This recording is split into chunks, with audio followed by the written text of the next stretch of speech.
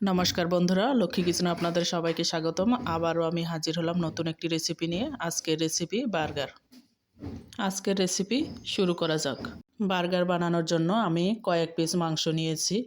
এবার মাংসের উপরে কাঁটা চামচ দিয়ে হালকা ছিদ্র করে দিব। ছিদ্র করার পর লবণ দিব, গোলমরিচ গুঁড়া দিব, আদা রসুন বাটা দিব, দিয়ে লেবু দিব, দিয়ে ভালো করে মাখিয়ে নিব। মাখানোর পর আমি 1 ঘন্টার জন্য ঢেকে রেখে দিব। চিকেন কোট করার জন্য আমি প্রয়োজন মতো ময়দা নিব, নিয়ে গোলমরিচ লবণ দিয়ে ভালো করে মিশিয়ে নিব। বার্গার সসের জন্য আমি প্রথমে 2 চামচ মেয়োনিজ নিয়ে নিচ্ছি, রেড চিলি সস নিচ্ছি, টমেটো সস, গোলমরিচ গুঁড়ো, মধু দিয়ে ভালো করে মিশিয়ে নিব। ব্যাস তৈরি আমাদের বার্গার সস। বার্গারের চিকেনের উপর এক ধরনের গুঁড়া মশলা থাকে, তা আমি তৈরি করে নেব। প্রথমে পাপরিকা গুঁড়ো দিচ্ছি, অরিগানো দিচ্ছি, সামান্য পরিমাণ বিট লবণ দিচ্ছি,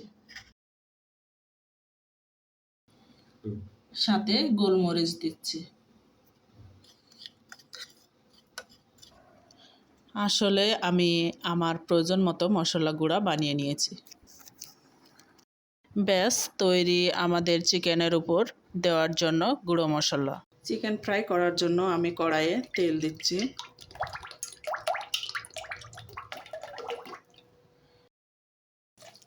চিকেনটা কোট করার জন্য আমি এবার ময়দাতে দিয়ে দিব, তবে হালকা করে দিতে হবে।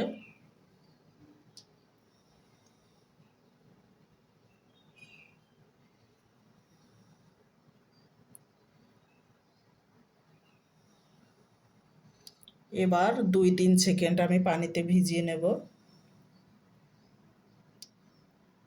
এবার তুলে নেব, তুলে আবার ময়দাতে ভালো করে কোট করে নেব।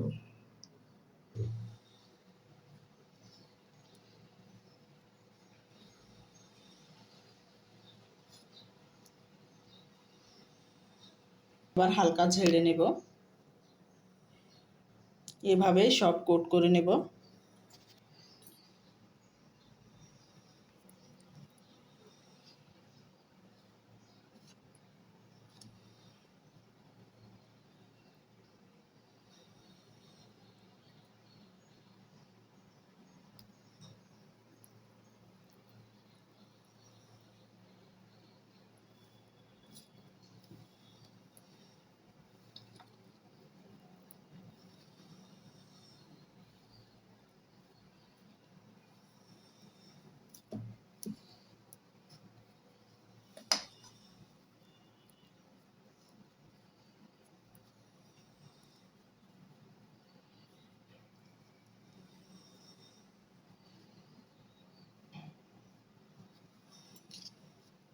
তবে তেল বেশি গরম করা যাবে না, হালকা গরম তেলে ছাড়তে হবে। এবার আমি দিয়ে দিচ্ছি।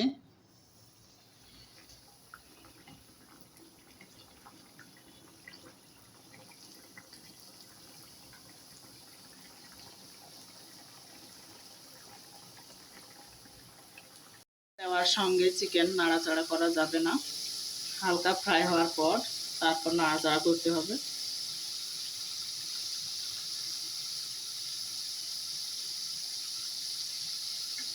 অল্প আছে সময় নিয়ে ভাজতে হবে।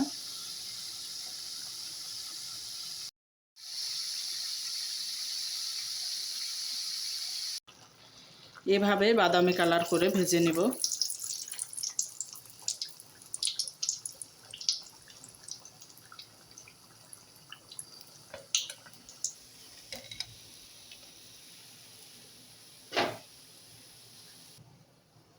বাকিগুলো এভাবে ভেজে নেব।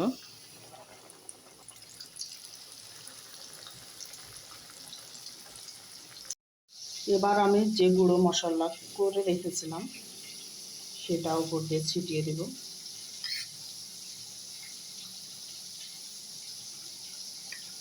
আগে থেকে কেটে রাখা বার্গার বনের উপর আমি বাটার দিয়ে দিব, দিয়ে ভালো করে লাগিয়ে নেব।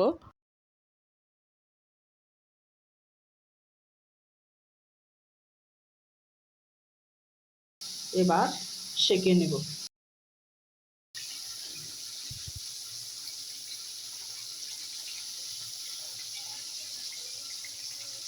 তবে খেয়াল রাখতে হবে যেন পুড়ে না যায়। হালকা আছে ভালো করে সেঁকে নেব।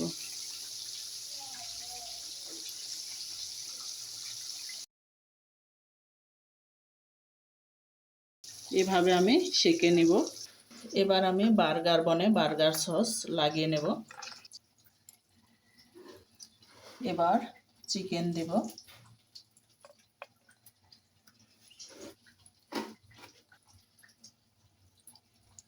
টমেটো দিচ্ছি।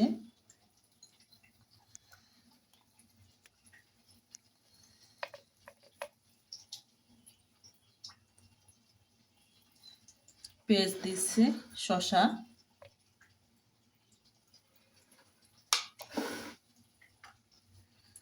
আগে থেকে যে মশলা বানিয়ে রেখেছিলাম সেই মশলা গুঁড়া, উপরে আবারও আমি বার্গার বান দিয়ে সাজিয়ে নিচ্ছি।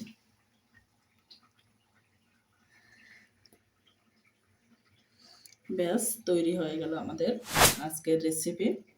এভাবেই আমি সব সাজিয়ে নেব। বন্ধুরা, আমার এই রেসিপি ভালো লাগলে আপনারা লাইক করবেন, ভালো না লাগলে কমেন্ট করে জানাবেন।